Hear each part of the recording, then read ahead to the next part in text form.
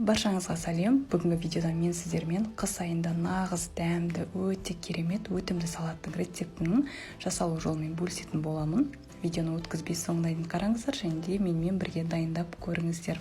Бізге қажетті қызанақ, қияр, тәтті бұрыштың кез келген түрі жарайды. Менде осындай көк түрін қостым. Және де ащы бұрыш, чеснок, тұз, қант, сұйық май және де уксус қажет болады. Ең алдымен біз ет тартқышымыздан ащы бұрыш пен чеснокты өткізіп алатын боламыз. Өзін бөлек табаққа салып қоятын боламыз. Содан соң артынша помидорымыздың барлығын өткізіп аламыз. Барлық құрамдарды описаниеге жазып қалдыратын боламын.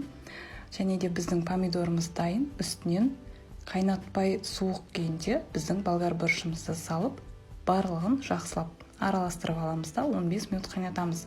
15 минут қайнап шыққан күйі араластырамыз және де үстінен біздің тұз, қантымызды саламыз.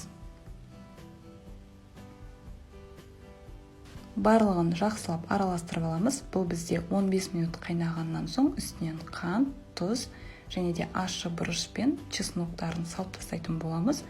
Қазір мінекей біз ащы бұрышымыз бен чесногымызды саламыз. Тағы да бір рет жақсылап араластырып алатын боламыз.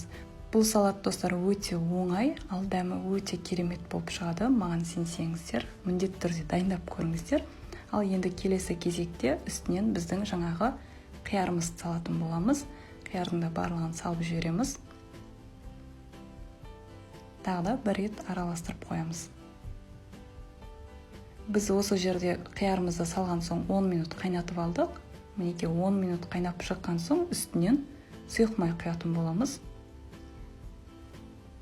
Сұйық майдың иісі жоқ түрін қолданатын боламын. Араластырып аламыз. Енді соңында біз уксусымызды құямыз. Мен уксустың 70%-ын қолдандым.